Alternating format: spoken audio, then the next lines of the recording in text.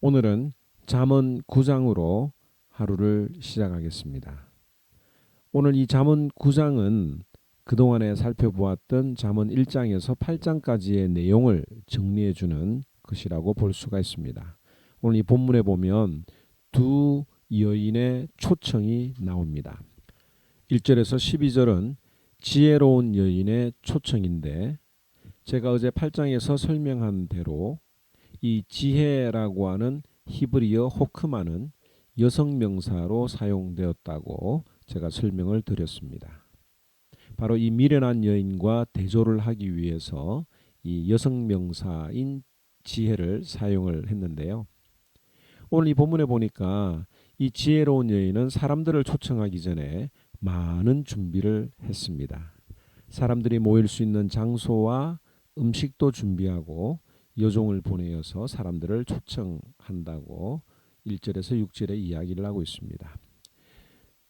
그 말씀을 보면 지혜가 그의 집을 짓고 7 기둥을 다듬고 짐승을 잡으며 포도주를 혼합하여 상을 갖추고 자기의 여종을 보내어 성중 높은 곳에 불러 이르기를 너는 와서 내 식물을 먹으며 내 혼합한 포도주를 마시고 어리석음을 버리고 생명을 얻으라.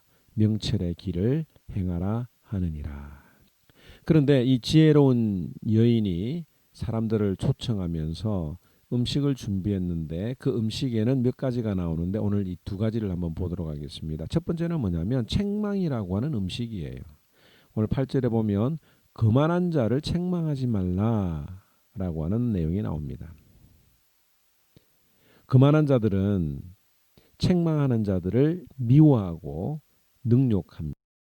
7절에 보면 거만한 자를 징계하는 자는 도리어 능욕을 받고 악인을 책망하는 자는 도리어 흠이 잡히느니라. 따라서 거만한 자를 책망하지 말라. 그가 너를 미워할까 두려우니라고 이야기를 하고 있죠. 반면에 지혜 있는 자는 그 책망하는 자를 사랑하고 그 책망하는 자의 교훈을 받아서 더욱 지혜로운 자가 될 것이라고 9절에 이야기를 하고 있습니다. 지혜 있는 자에게 교훈을 더하라. 그가 더욱 지혜로워질 것이요 의로운 사람을 가르치라. 그의 학식이 더하리라. 제가 어제도 말씀드렸지만 이 지혜는 예수 그리스도를 말한다고 볼 수 있습니다.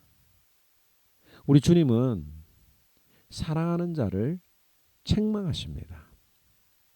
계시록 3장 16절에 보면 라오디게아 교회를 향해서 말씀하실 때에 주님은 무릇 내가 사랑하는 자를 책망하여 징계하노니 그러므로 내가 열심을 내라 회개하라 라고 이야기하셨습니다.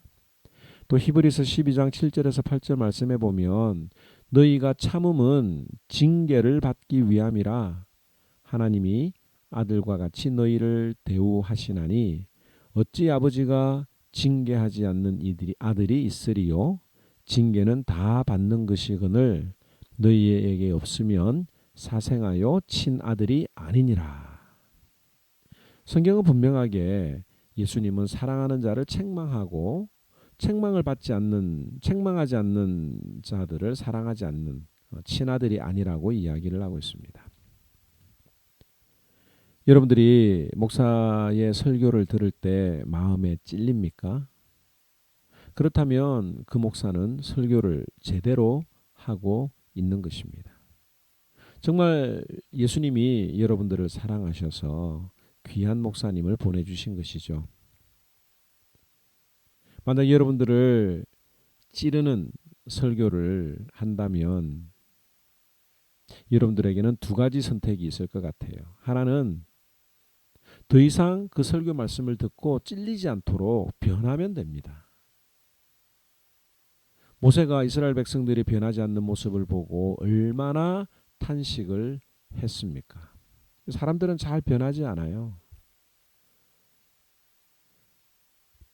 내가 변하라고 하는 그 찌르는 설교를 듣고 변하면 되는데 오히려 그 찌르는 설교를 하지 말라라고 백성들은 이야기를 합니다.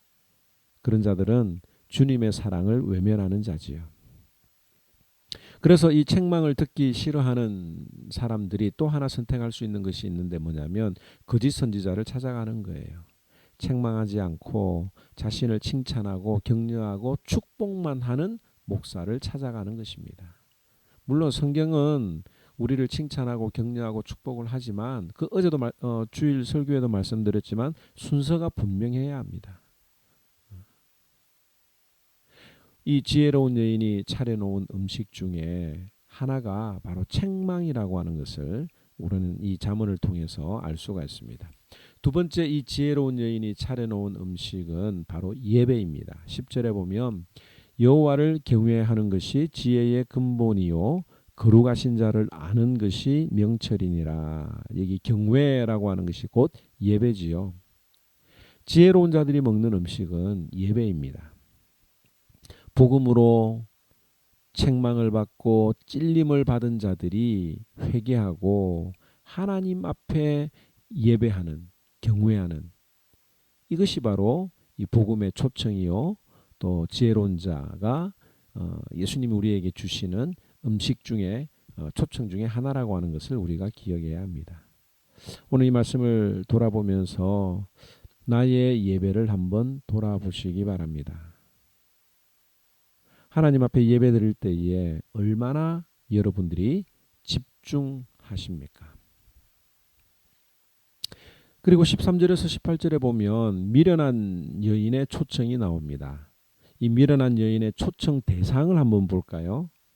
이 13절에 보면 자기 길을 바로 가는 자들을 불러 세웁니다. 13절에서 15절에 보면 미련한 여인이 떠들며 어리석어서 아무것도 알지 못하고 자기 집문에 앉으며 성읍 높은 곳에 있는 자리에 앉아서 자기 길을 바로 가는 행인들을 불러 이르되, 여기 자기 길을 바로 가는 행인들을 불러 이르되. 어리석은 자들과 미련한 자들에게는 특별한 초청이 필요가 없어요. 그들은 늘 가는 대로 가면 멸망의 길에 저절로 도착하기 때문에 그렇습니다. 그래서 사탄은 예수 믿지 않는 사람들에게는 뭐 특별한 관심이 없어요. 오직 그들의 관심은 자기 길을 바로 가는 행인들이라고 하는 것을 우리는 기억해야 합니다. 그리고 여기 보니까 이 미련한 여인도 마련한 음식이 있는데 그것이 뭐냐면 그릇된 가치관, 세상의 가치관이라고 하는 거죠. 17절을 한번 볼까요? 17절에 보면 도둑질한 물이 달고 몰래 먹는 떡이 맛있다. 사실 이 내용은 세상 사람들도 아는 잘못된 그릇된 가치관입니다. 그러나 세상의 수많은 사람들이 그것이 잘못되었다라고 하는 것을 알면서도 그렇게 살아갑니다. 그리고 그렇게 살아가는 사람들 중에 일부가 교회에 들어오고 또 그렇게 살아가는 것이 당연한 것처럼 행동을 교회 안에서 합니다. 그러다 보니 참 신자들도 어느새 그런 사람들의 모습을 보면서 서서히 물들어져 가게 되는 것이죠. 성경은 늘 이것들을 경계하라고 말합니다. 세상의 생각, 세상의 가치관, 잘못된 생각들을 늘 경계하라고 말합니다. 왜냐하면 나도 모르는 사이에 몰래 먹는 떡이 맛있다라고 하는 그 유혹에 빠져들 수가 있기 때문이지요. 오늘 이 말씀을 생각하면서 오늘 하루 어떤 음식을 드시겠습니까? 내가 이렇게 살아도 되나라고 하는 그 마음의 찔림과 또 하나님을 경외하고 예배하는 그 말씀을 여러분들이 드시겠습니까? 아니면 정보의 바다라고 말하는 인터넷에서 내 영혼을 죽이는 뉴스나 드라마나 영화를 보면서 내 영혼을 죽이겠습니까?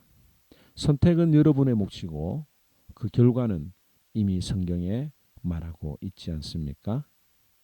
오늘 하루 여러분들이 선택하는 음식들이 지혜로운 여인이 초청하는 우리 주님이 불러주시는 그 음식으로 하루를 영적으로 풍성한 삶을 살아가는 저와 여러분들이 되기를 주님의 이름으로 축원합니다. 제 9장 지혜가 그의 집을 짓고 7 기둥을 다듬고 짐승을 잡으며 포도주를 혼합하여 상을 갖추고 자기의 여종을 보내어 성중 높은 곳에서 불러 이르기를 어리석은 자는 이리로 돌이키라. 또 지혜 없는 자에게 이르기를 너는 와서 내 식물을 먹으며 내 혼합한 포도주를 마시고 어리석음을 버리고 생명을 얻으라. 명철의 길을 행하라 하느니라. 거만한 자를 징계하는 자는 도리어 능욕을 받고 악인을 책망하는 자는 도리어 흠이 잡히느니라. 거만한 자를 책망하지 말라. 그가 너를 미워할까 두려우니라. 지혜 있는 자를 책망하라. 그가 너를 사랑하리라. 지혜 있는 자에게 교훈을 더하라. 그가 더욱 지혜로워질 것이요 의로운 사람을 가르치라. 그의 학식이 더하리라. 여호와를 경외하는 것이 지혜의 근본이요 거룩하신 자를 아는 것이 명철이니라. 나 지혜로 말미암아 내 날이 많아질 것이요 내 생명의 해가 내게 더하리라. 내가 만일 지혜로우면 그 지혜가 내게 유익할 것이나 내가 만일 거만하면 너 홀로 해를 당하리라. 미련한 여인이 떠들며 어리석어서 아무것도 알지 못하고 자기 집 문에 앉으며 성읍 높은 곳에 있는 자리에 앉아서 자기 길을 바로 가는 행인들을 불러 이르되 어리석은 자는 이리로 돌이키라.